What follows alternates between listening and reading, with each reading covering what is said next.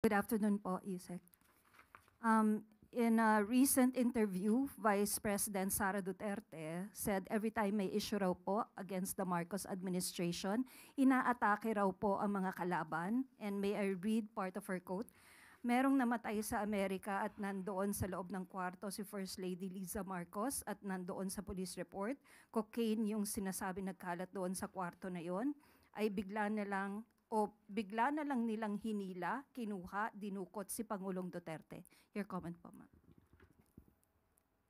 Sa kanya pala nang galing ang fake news. Siya pala ang source ng fake news na ito na pinapakalat laban sa unang ginang, kay First Lady. Unang-una po, kailangan pa ba natin paniwalaan ang mga ganitong klaseng istorya na nanggagaling sa Vice Presidente? Tandaan po natin, dumating si First Lady sa Pilipinas, March 10, 2025. Kung gusto niya pong alamin yan bilang Vice Presidente, may records po yan. March 11, nagkaroon po ng event si First Lady with the representatives of Girl Scouts of the Philippines. That's May 11, 2025. Pwede po ba natin ipakita? Yan. Makikita po natin na kasama niya ang ilan sa mga representatives ng Girl Scouts of the Philippines.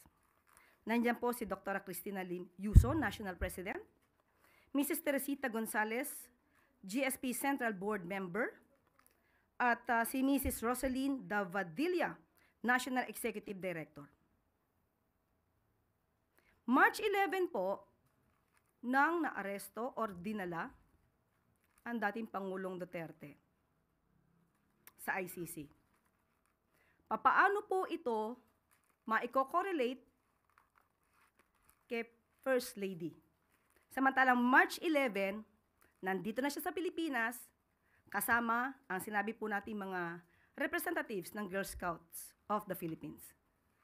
Ito po, ang sinabi ni VP Sara, ay walang paggalang sa pamunuan, sa organisasyon ng Girl Scouts of the Philippines.